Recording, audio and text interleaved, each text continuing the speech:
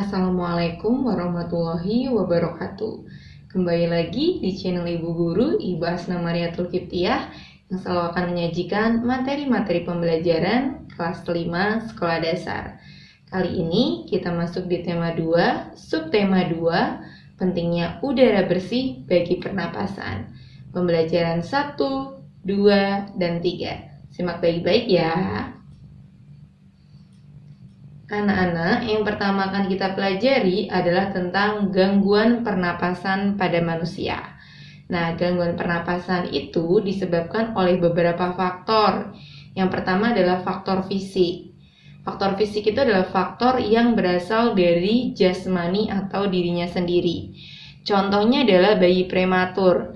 Bayi prematur merupakan bayi yang terlahir sebelum waktunya, sehingga sistem organ pernapasan dan pencernaannya belum berkembang dengan sempurna. Sehingga bayi prematur biasa diberikan alat bantu pernapasan dan memiliki resiko gangguan pernapasan yang lebih tinggi. Kemudian yang berikutnya adalah faktor penyakit, adalah faktor yang berasal dari gangguan kesehatan. Dan yang ketiga adalah faktor lingkungan, faktor yang berasal dari daerah sekitar. Misalnya tempatnya banyak pabrik sehingga banyak asap, itu juga menyebabkan gangguan pernapasan yang bermacam-macam. Nah, berikutnya apa saja jenis gangguan pernapasan pada manusia itu? Yang pertama adalah influenza. Influenza merupakan peradangan selaput lendir pada hidung. Kemudian yang kedua adalah sinusitis, merupakan peradangan pada bagian sinus atau bagian rongga atas hidung. Yang ketiga adalah radang amandel, merupakan peradangan pada amandel. Nah, anak-anak, amandel sendiri itu adalah sepasang jaringan limfoid yang berfungsi sebagai pertahanan pertama virus dan juga bakteri. Kemudian yang keempat adalah paru-paru basah, merupakan peradangan pada paru-paru yang memengaruhi alveolus, jadi tempat pertukaran oksigen dan karbon dioksida ya. Kemudian yang kelima adalah bronkitis, merupakan peradangan pada selaput lendir pada bronkus. Keenam adalah asma, merupakan penyempitan pada saluran pernapasan sehingga sulit masuk ke paru-paru. Yang ketujuh adalah tuberkulosis. Tuberkulosis merupakan peradangan paru-paru yang disebabkan oleh basil. Basil sendiri adalah bakteri yang berbentuk batang. Nah, anak-anak, kalian bisa lihat di sebelah kanan itu ada beberapa gambar yang Bu Hasan sediakan. Yang paling atas itu adalah gambar dari sinusitis, jadi peradangannya itu pada rongga atas bagian hidung. Kemudian yang bagian tengah itu adalah radang amandel, jadi amandelnya ada di sebelah kiri dan kanan, kemudian ukurannya membesar. Nah, amandel ini berfungsi untuk pertahanan pertama virus dan bakteri.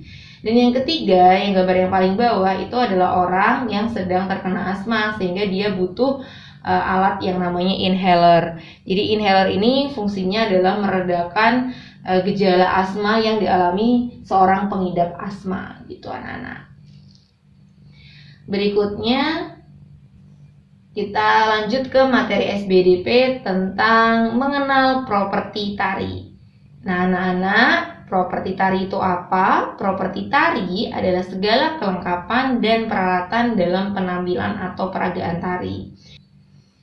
Mengapa dalam sebuah pertunjukan tari perlu properti tari? Itu karena properti tari punya fungsi anak-anak, yaitu sebagai penambah nilai keindahan tarian yang ditampilkan. Dan lebih penting dari itu, fungsi properti tari adalah sebagai media penyampai pesan atau makna yang terkandung dalam gerakan tari yang dipertunjukkan. Nah, di sebelah kiri itu ada beberapa gambar dari properti tarian yang ada di Indonesia. Yang pertama ada kipas, kemudian topeng, sampur atau selendang, tombak, payung, dan juga piring. Nah, kita lanjut, masih tentang properti tari. Sekarang yang akan kita bahas adalah nama tarian, asalnya, dan juga properti yang digunakan. Nah, anak-anak, yang pertama itu ada tari piring. Tari piring itu asalnya dari Sumatera Barat dan tentu saja menggunakan properti berupa piring. Yang kedua ada tari jaran kepang, itu juga berasal dari Jawa Tengah atau daerah istimewa Yogyakarta, menggunakan properti berupa kuda-kudaan, cambuk, dan juga keris. Ketiga ada tari kipas Pakarena, berasal dari Sulawesi Selatan, menggunakan properti kipas. Kemudian ada tari payung, juga berasal dari Sumatera Barat, menggunakan properti berupa payung.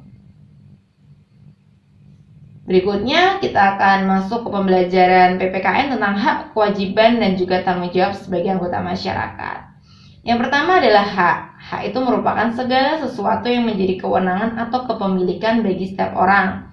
Contoh hak yang ada di anggota masyarakat itu adalah mendapatkan pekerjaan, hidup tenang, dan juga menyuarakan pendapat. Yang kedua adalah kewajiban. Sesuatu yang harus dilaksanakan itu adalah kewajiban.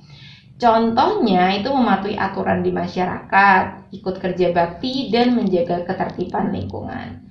Kemudian yang ketiga ada tanggung jawab. Tanggung jawab adalah kesadaran manusia akan tingkah laku atau perbuatan baik yang disengaja maupun yang tidak. Contohnya hampir sama dengan kewajiban ya anak-anak, melaksanakan ronda malam sesuai jadwal, mengikuti kerja bakti dengan hati yang ikhlas. Itu dia adalah hak, kewajiban, dan tanggung jawab sebagai anggota masyarakat. Berikutnya kita lanjut ke materi PS tentang usaha ekonomi perorangan dan usaha ekonomi kelompok.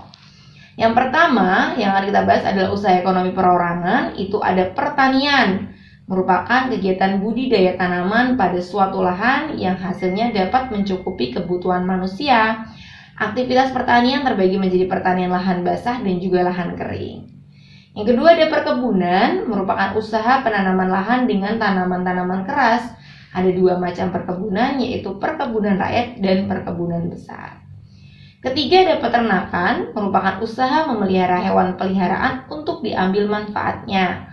Usaha peternakan itu digolongkan menjadi tiga anak-anak. Ada peternakan hewan besar, hewan kecil, dan juga unggas. Kemudian yang keempat ada perikanan, merupakan usaha yang dapat dilakukan di pantai, danau, dan juga waduk. Nah, usaha perikanan ini dibedakan menjadi tiga. Ada perikanan air tawar, air payau, dan juga air laut. Nah, masih usaha ekonomi yang dikelola perorangan. Yang kelima adalah industri kecil. Industri kecil itu adalah usaha yang mengolah bahan mentah menjadi barang setengah jadi atau barang jadi, tapi skalanya kecil ya anak-anak. Kemudian berikutnya adalah usaha perdagangan, yaitu jenis usaha yang kegiatannya mengumpulkan barang dari produsen untuk dijual ke konsumen. Dan yang ketujuh adalah jasa, merupakan kegiatan usaha dalam bentuk pelayanan terhadap konsumen. Itu dia usaha ekonomi perorangan. Setelah itu kita lanjut ke usaha ekonomi yang dikelola kelompok. Usaha ekonomi yang dikelola kelompok itu terbagi menjadi tiga. Ada badan usaha milik negara atau BUMN, badan usaha milik swasta BUMS, dan juga koperasi. Mari kita bahas satu persatu ya.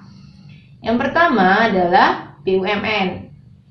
BUMN adalah badan usaha milik negara atau juga disebut sebagai perusahaan negara. Merupakan sebuah perusahaan yang seluruh atau sebagian besar modalnya dimiliki negara. Bentuk BUMN ada dua anak-anak, yaitu perusahaan umum atau perum dan perseroan terbatas atau persero.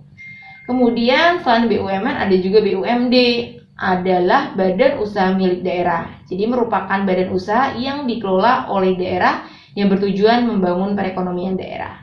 Contoh BUMN ya anak-anak, ada Pertamina, Telkom Indonesia, BNI, kemudian ada Kereta Api Indonesia, ada PLN, Perhutani, Garuda Indonesia, dan lain sebagainya. Berikutnya setelah BUMN kita akan membahas tentang BUMS. BUMS itu kependekan dari Badan Usaha Milik Swasta. Merupakan badan usaha yang didirikan, dimiliki, dimodali, dan dikelola oleh satu orang atau beberapa orang yang bukan milik pemerintah. Bentuk BUMS ada firma, perseroan terbatas PT, dan persekutuan komanditer atau CV. Nah, firma apa anak-anak? Firma itu usaha yang didirikan dan dimiliki oleh beberapa orang dan usaha dijalankan dengan satu nama, misalnya firma hukum. Kemudian perseroan terbatas atau PT adalah jenis usaha yang modalnya berasal dari penjualan saham. Nah, pemilik saham itu mendapatkan dividen. Kemudian yang tadi ada persekutuan komanditer atau CV, merupakan usaha yang hanya dijalankan oleh sebagian anggota karena terdapat anggota aktif dan anggota pasif. Ini dia contoh BUMS, ada BCA atau Bank Sentral Asia, kemudian ada PT Unilever, kemudian ada juga PT Indofood. Kemudian yang terakhir koperasi. Koperasi itu apa? Koperasi merupakan bentuk perekonomian yang disusun atas usaha bersama berdasarkan asas kekeluargaan. Tujuannya apa? Tujuannya adalah menyejahterakan para anggotanya. Nah, Bapak Koperasi Indonesia adalah Dr. Andes Muhammad Hatta. Kemudian bagaimana bentuk koperasi itu? Yang pertama ada koperasi konsumsi, merupakan koperasi yang menyediakan kebutuhan sehari-hari. Berikutnya koperasi produksi, merupakan koperasi yang memproduksi barang-barang atau menampung hasil produksi anggotanya. Ketiga, koperasi jasa, merupakan koperasi yang bergerak di bidang penyediaan jasa. Yang keempat, koperasi simpan pinjam, merupakan koperasi yang bergerak dalam usaha simpan pinjam. Yang terakhir adalah koperasi serba usaha, merupakan koperasi yang menjalankan bermacam-macam usaha. Contohnya adalah KUD atau koperasi unit desa. Ya anak-anak, itu aja materi kita hari ini. Semoga bermanfaat. Kita kembali ke video berikutnya. Wassalamualaikum warahmatullahi wabarakatuh.